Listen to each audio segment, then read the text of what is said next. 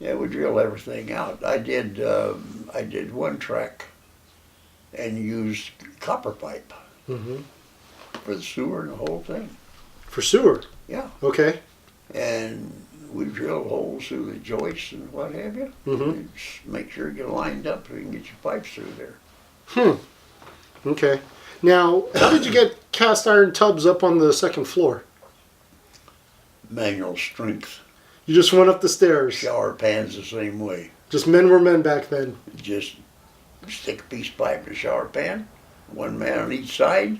The staircase is only so wide, so you had to stay real close together Mm-hmm. so you didn't get pushed off. And we didn't have all this banisters and safety things that they call today. Mm-hmm. And once in a while, somebody fell off. Okay. What'd you do for a bathtub? How did you hold the A bathtub? cast iron tub, Yeah. two men, pick it up and take it upstairs. Okay. Okay. Crate and all. Really, in the crate? Oh yeah, we didn't want to scar it up going upstairs. Did you guys have like large construction, like we call them skyjacks, like forklifts that with extendable booms? That nothing like that. Not when it first come out of service. They weren't here. Did the supply house deliver all the materials on site, or did No, you guys have no. to go pick them up? No, they delivered to your warehouse, your business. Got it. Now, did you ever have to tap into the city main on the sewer line? Mm-hmm. How did you Many do that? Times. Was there any special tools that? How did you do that? What was the process? Hammer, a ball peen hammer, and a chisel. Okay. Why did you guys use the ball peen hammer so much? I've I never don't understood know. that. I don't know. That's what we used. We drove nails with a claw hammer, and we hammered, cutting our lead off when we pour a lead joint. Mm-hmm. Use ball peen hammer. Well, I don't know why. And what would you do? Well, the ball peen, the only thing I've ever used that for is to cut gaskets on engines. You know, no, you put gasket material right on the face of a machine surface, and you tap it real light. Yeah, and it marks it. Well, it'll cut it right through. It draws Yeah. the picture. Yeah. But let's go back to you. So when you use that ball peen hammer and that chisel to tap into the city main, how did you? I mean, what did you do? Did you just like score a line across, or like? I literally I have no idea. What was the process? Okay, you got a cast iron pipe with a hub, Okay. a spigot end. Mm-hmm. Yarn it in with Yep. oakum. Yep. Put your running rope around it, or the running ring around it. Yep. And pour it. Every time you do that, you got a little piece of lead left on top. Right. Take your chisel, your ball peen hammer, Oh, cut the chisel, and cut the lid off. I'm sorry. I should have been more. I'm talking about on the city main. Oh, When you got like a clay city main, and you got the sewer line, and you got to connect into it. We used to cut the hole with a ball with a ball peen hammer and a chisel, chipping our way at the tile till we got a nice little hole in there. How long did that take you to cut that hole with that? That could not have been quick. Depending on how lucky you were. Best case scenario, what do you think? And then you put the saddle on there Uh-huh. with your wire, 45 degrees, Sure. or a combination, or anything you put on there. Maybe a medium sweep 90 or something on there. Mm-hmm. Yeah. How long do you think that took you to tap with the hammer? I don't remember. Okay. No. How many could you get done in a day? Do you remember that? No, because normally you just cut from one house and that's it. Understood. You weren't doing like a whole In a street. track, the sewer contractor, he lays it and runs it to the curb line. The clay pipe. Mm-hmm. And of course, that's another thing.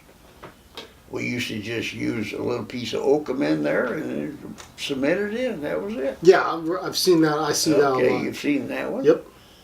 All right, then the other one is that you cut the main and saddle, they make clay fittings that saddles right on there. Right. Run a piece of baling wire around both ends of it. Baling wire. And then, well, to hold it in place. Yeah, sure. And then cement it all in there nice. Just like you cut a trench in a manhole when you're bringing in another line or something. Right. You just get down there by hand and do it. I understand. Times have changed. And that's why I like talking to you. No, I'm being serious. That's why I like talking to you. Did you guys have to make your own pipe dope back then? Pipe dope? Yeah. Sure, linseed oil and putty. Do you remember what the formula was? Yeah. What's the formula? Linseed oil and putty. No, but I mean, like, how much? What was the ratio? Was it like a little bit? Was it a lot? I'll take a hunk of putty here and put it in something there. Okay. And then pour linseed oil in it and start softening it all up, and get it to where it's nice and smooth. Mm-hmm. Then you're in business. And so basically you just add linseed oil and you stir it up until... It makes good putty. It makes good pipe dope. Pipe dope. Got it. All right. And other times we use Lafarge and glycerin. What was that first one you said? Lafarge. Lafarge? And glycerin. And glycerin. What's Lafarge? I've never heard of this. It's a powder. Okay. And glycerin's a liquid. Uh-huh. Mix them together. And they're just like ABS pipe. Don't make too much in advance because it'll harden in what you're mixing in if you don't hurry. And what did you use this for? Well, if you were running lines that called for Lafarge, architects used to specify it sometimes. I've never heard of this. You haven't? I swear to you, I've never heard of. I've never even heard of this word. You're too young. That's yeah. Yeah. You're. I'll make you laugh at them. No, I'm not laughing at you. No, I am. I'm going like, man, this is because I'm learning here. This is great. Now, but I mean, what was it for? It was a pipe sealant. It was a joint sealant. Pipe threads. For pipe threads. Because it sits up nice and hard. Got it. And it was used on water. No, mostly on gas. On gas. Okay. Gas and hospital equipment. Hospital piping. Yeah, sure. Okay. Because they don't want stuff to start leaking. Lafarge and glycerin. I am going to look that up. You look at, here, you can have my phone. No. You can Google it right now. No. See, normally I would. This is another thing we can't do. We couldn't do this. Mm-hmm. Pull the phone out and call you. Hey, boss, we got one more fitting we need. You got to have a double Y. Why'd you put one on the truck to begin with? Yeah. Didn't know I had to have it. All right, it'll be out there in a few minutes. Yeah. Normally I'd love to Google it, but my cameraman's telling me half battery power. I fooled you on that one. Yeah. Well, okay, was there any defining technology that caused a drastic increase in pricing? No, after the prices were up pretty good right after the war. Mm-hmm. And you were lucky, you go down to a wholesale house to pick up something, or a big company who had it stored or something like that, they might only let you have 50 feet of 5-foot hub and spigot pipe. And if they did that, they would hold you down maybe to 15, 20 pieces of double hub. Mm-hmm. You know what double hub is? I mean, I've seen pictures of it, but... It had a hub at both ends. Yeah. Yeah, we cut what length we wanted. Oh, that's why you bought it like that. Yeah, okay, then you save the piece in the middle that don't have nothing on it. Mm-hmm. Well, that was your riser coming up out of your elbow for the toilet bends. Ah, got it. We didn't waste anything. Got it. Did they have any special tools that were around back when you were plumbing that they don't have anymore, or that you haven't ever seen since? Or you mentioned those push rods. They probably got lots of new ones I've never seen. No, but were there any tools that you had that we don't have? Like you mentioned those special push rods, those steel push rods. Easy outs? I do have easy. Yeah, to remove like. You stick them in a nipple. Yeah. Yep.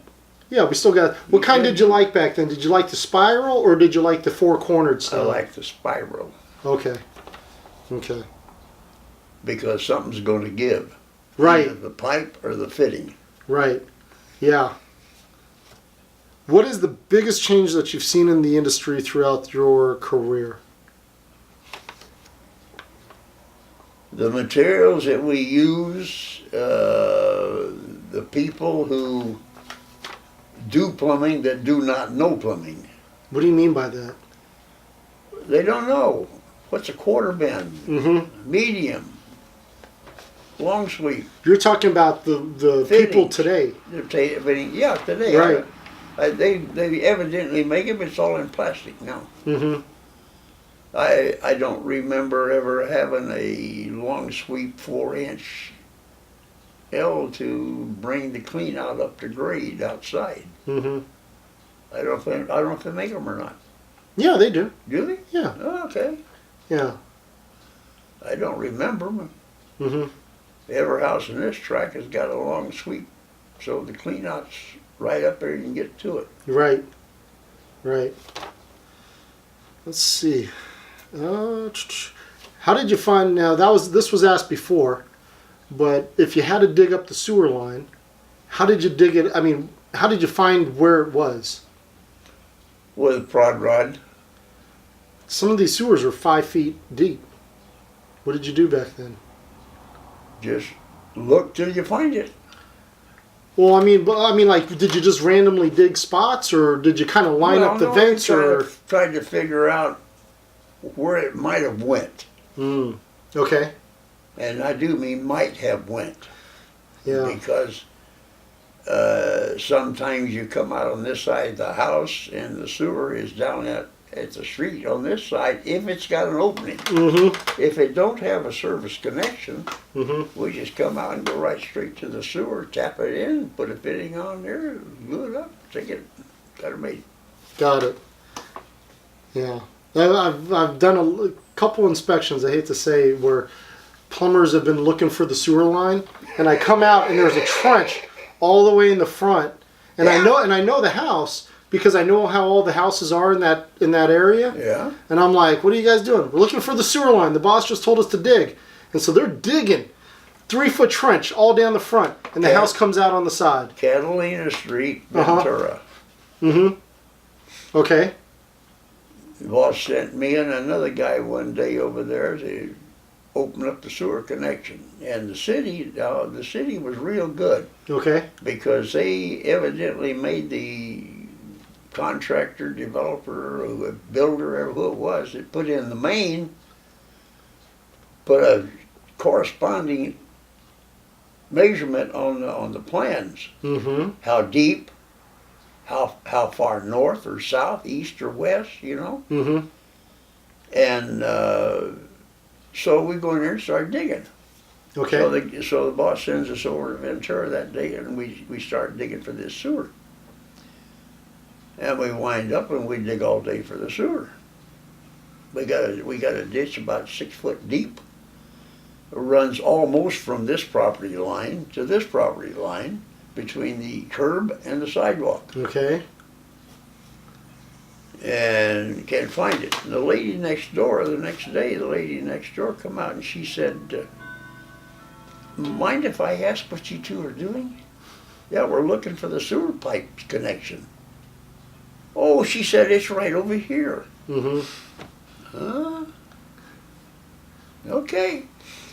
So we're down to 6 feet deep anyway. Yeah. Just digging the side of the bank there, you know. Yeah.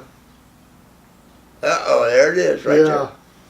there. It was right where she knew where it was at. Mm-hmm. Evidently, when they built her house, she got some ideas from the people that done her house too. I get that a whole lot. I mean, It makes you feel like 2 cents, you know. especially when you so. Dummy.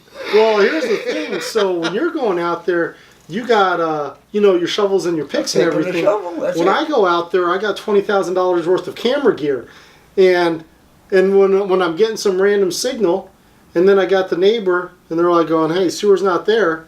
Now it doesn't. Thankfully, now it doesn't happen that often. No. But I remember I've had a couple times when Yeah. I was like, "No, sewer's. I'm getting a signal right here," and they're like, "No, I don't know what you're getting, but the sewer line's on the other side of the house." And then I come I've back, had that too. and then I come back and I look up and I'm like, oh wait, there's an electric pole right here, or there's like electricity, or there's something. I'm like going, I wasn't reading the right signal, you know, and it puts you back in your place. It just makes you feel like you're worth 2 cents. Well, you know what? What? Mr. Raymond, I think that's all the questions. All the questions you can think of? Or That's really all the questions right there. Cameraman, you got any questions? If you don't. Did you ever use a drill during your career, or was that not around then? Like an electric drill. Well, you guys had electric drills, right? The electric drills. Yeah. Yeah. Yeah. Yeah, and then, but earlier you said that before drills, you would just like turn them by hand. No, he's talking about a sewer stoppages? machine. Oh, So, misunderstood. To clear up that subject right there, right quick, okay, I've got a broken 1/4-inch sewer cable, okay. and I kept it because it was about 4 feet long. Mm-hmm. And the other day, I go out in my shop there, and I get that piece of cable Mm-hmm. with an electric drill, take it in the bathroom, undo the PO plug there. It happened to be a miner's. It happened to be a screw top on it. Yeah. Take it off and stick the cable in there, and it opened up my drain line. Mm-hmm. My lavatory line tried to get slow on me, Right. so I just did that. Mm-hmm. Now there's my sewer connection, my sewer rod. That's the one I use today. Uh-huh. Yeah, Yeah. yeah, works good. Mr. Raymond, I sure did enjoy this. I really did. And I hope, I don't care if anyone's watching this or not. I just, for myself, I really enjoyed it. I'm glad my son was here and he could listen to you and meet you and everything like that. Yeah, And glad to have both of you here. But you don't know how happy I am, because I'm going to get to take a hot shower today. yes, sir. Yes, sir. And I'm serious. Listen to your granddaughter and use that walker. Oh, Please. she's on my case all